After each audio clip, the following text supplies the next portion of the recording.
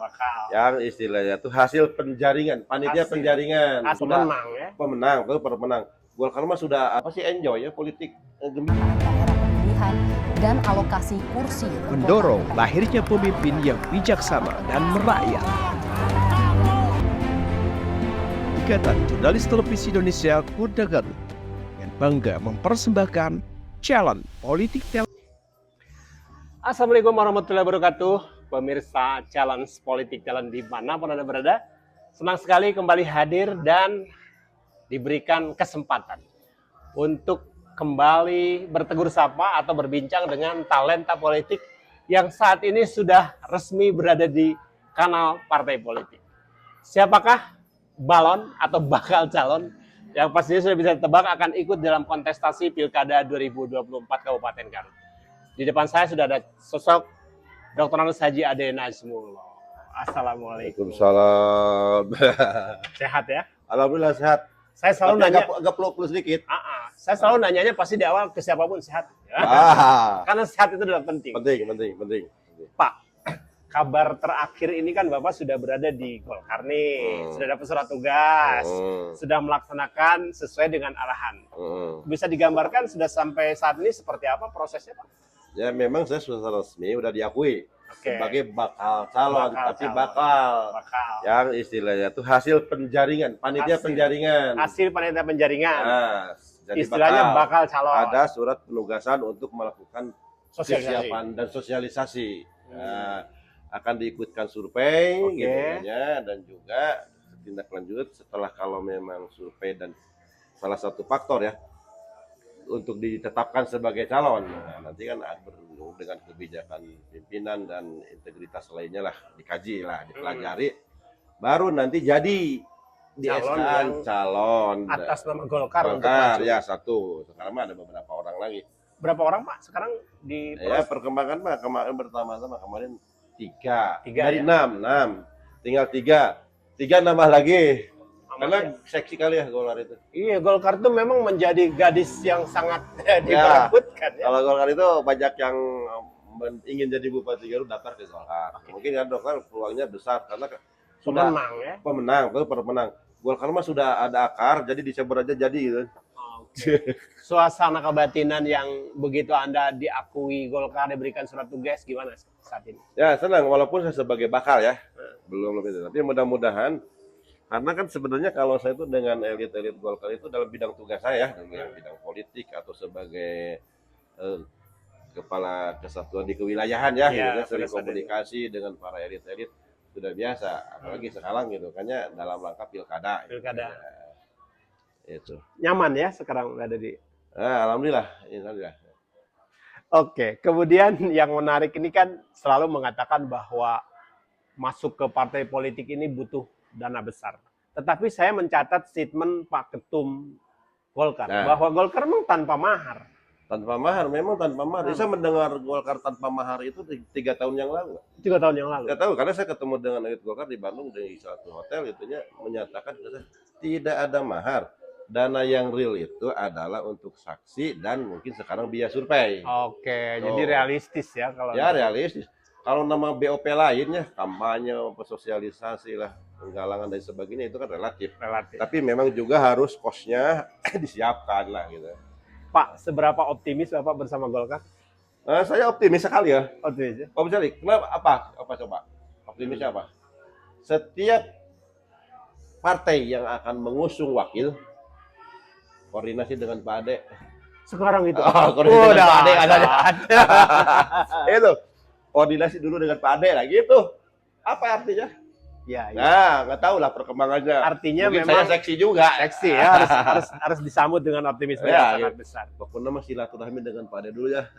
Nah, salah satu cara yang paling menurut saya yang saya amati, yang saya dapat informasi di lapangan bahwa Golkar menginginkan calonnya yang punya survei bagus, popularitas bagus. Ya. Apa saja sudah dilakukan saat ini untuk bisa memenuhi itu? Ya, sosialisasi kepada masyarakat, memperkenalkan figur dengan belusukan, ya. Komunitas-komunitas itu, kayaknya memenuhi RT RW itu sangat penting Pak ya, karena masyarakat itu berada di RT RW, itu organisasi-organisasi atau tokoh-tokoh juga gitu ya. Alhamdulillah dengan saya sudah nyambung dari dulu. Sudah lama ya orang Nah, dulu, ya, dulu. bukannya Dengan- orang asing ya. Bukan orang asing dengan Media teman-teman apalagi ya? media juga kan saya bukan Oke. dianggap orang asing. Kemudian selama melakukan komunikasi dengan masyarakat, lapisan masyarakat, apa sih respon mereka? Rata-rata menitipkan apa sih? Pak, saya doakan misalnya Bapak asal gini-gini, ada nggak? Ada harapan besar. Pada intinya ingin orang baru yang masih bersih. Orang baru yang masih bersih, belum punya dosa politik. Orang baru masih bersih. Nah, mungkin kalau ketahui kalau orang bekas di belakang gitu kayaknya ada nodaan atau gimana gitu, cuci dulu atau apa nggak tahu ya. Tapi ingin orang baru Pak yang bersih, nah gitu kan. Nah, gitu. Nah, kemudian seberapa kuat tekad untuk menyambungkan amanah ini di dalam kerangka nanti menyambungkan pada keputusan akhir. Kan ini proses. Proses. Artinya Bapak juga diminta, ini beras besar kan amanat mereka ini. Iya. Nah, ini kan juga butuh proses dan lobby-lobby dan strategi dalam hal ini. Udah berjalan lobby itu ya. Jalan ya. Ya, saya diam aja di Garut lebih mah jalan kan. Sekarang Nah, gitu kan. tidak harus datang ya, sekarang bisa. Pernah ada juga datang ya, ketemulah di sinilah gitu ngobrol ya, ngobrolnya rileks aja. Di satu tempat dengan elit-elit partai, beliau surutu-surutu yang saya mah rokok biasanya gitu, ikut-ikutan gitu, kayak menyesuaikan lah gitu kan. Setelah ketemu ya main di sinilah, ketemu sini. Nah, jadi apa sih enjoy ya politik gembira gitu. Gembira, ya riang ya. Politik riang gitu kan. Sudah berapa partai yang pernah berkomunikasi dengan ada 3 mah dengan saya. 3 ya.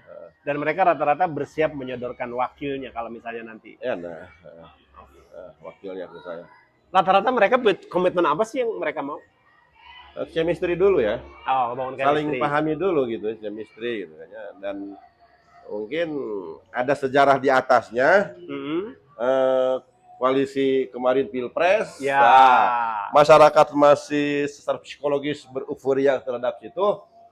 Ya kan kemarin sejarah membuktikan gabung ya. Ya, ini bener gitu kan, bener gitu kan. Berarti ini memang prototipe koalisinya tidak akan jauh dari apa yang berkembang di Bisa plus. Bisa plus. Bisa plus. Oh, dahsyat ya. Bisa plus. Golkar tuh bisa plus. Kelihatannya kalau setelah menyelami komunikasi dengan beberapa partai politik bakal jadi berapa pasangan kira-kira kita. Nah, saya belum. Kan mungkin ada independen. Ada ya. Saya belum bisa membaca ke sana lah, karena kan partai-partai pun. Yang pasti lebih dari 3 kayaknya. Kalau dalam prediksi Anda, Pak? Ya, paling sedikit 3 lah. Paling sedikit 3 ya. 3. Kemungkinan lebih ya jika Ya. kayaknya. Ya tadi kalau misalkan dari pihak koalisi capres plus nggak gitu kan? Kalau koalisi capres plus berarti ada yang kekurangan kuota. Ada kekurangan kuota. Bisa jadi dia jong. Kalau terserah aja. Nah, kemudian yang menarik juga masyarakat yang harus tahu itu kan apa yang dibawa. Kalau tidak salah saya selalu mendengar adem-adem gitu. Ada Najmullah apa itu kan juga sesuatu yang mungkin Anda sudah create menjadi sebuah kata-kata yang menjadi niatan untuk bisa dikembangkan kemudian di Garut. Adem itu jargon saya. Oke. Singkatan dari aman, damai, ekonomi makmur. Aman, damai, ekonomi makmur. Dan ada Najmullah. Adem. Bisa juga. Bisa juga. Luar biasa. Itu aman itu prasyarat terselenggaranya pembangunan, Pak. Oke. Aman. Kalau nggak aman gimana? Investor pada lari lagi. Ya. Pengusaha tidak nyaman. Ya. Gitunya orang-orang berusaha itu tidak ada kepastian. Nah, makanya harus aman dulu gitu kan, itu ciptakanlah suasana aman. Oke. Supaya orang-orang luar yang akan menanamkan investasi di Garut, ingin usaha di Garut, ada merasa dia terlindungi. Oke. Tidak ada ketakutan diganggu orang yang tidak berkepentingan, apalagi Garut terkenal apa? Premanisme nggak ada nanti zaman saya. Nggak ada ya. Nggak ada yang gitu-gituan. Karena orang tahu basic Anda ini siapa. Keamanan lah gitu kan. Awas lah. Saya dekat dengan penjara. Saya penegakan hukum. Kalau memang tidak bisa secara preemptif, persuasif, represif saya lakukan.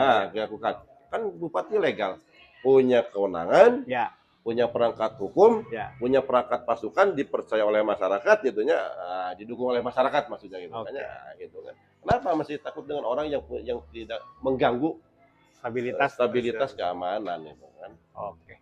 Baik pemirsa Challenge Politik Jalan dimanapun Anda berada, menarik. Saya tidak ingin panjang berbicara dengan beliau, tapi setidaknya kita tahu update terakhir bahwa positioningnya saat ini adalah bakal calon yang sedang berjuang di Golkar, Hmm. punya optimisme yang kuat, doanya dari semua pihak tentu saja menjadi sesuatu yang layak diberikan untuk Pak Dr. Ernest Adi Najmullah. Sampai berjumpa kembali di episode berikutnya di Challenge Politik Talent dengan talenta-talenta politik terbaik Kabupaten Garut yang akan melenggang di Pilkada. Terima kasih. Siap. Assalamualaikum warahmatullahi wabarakatuh.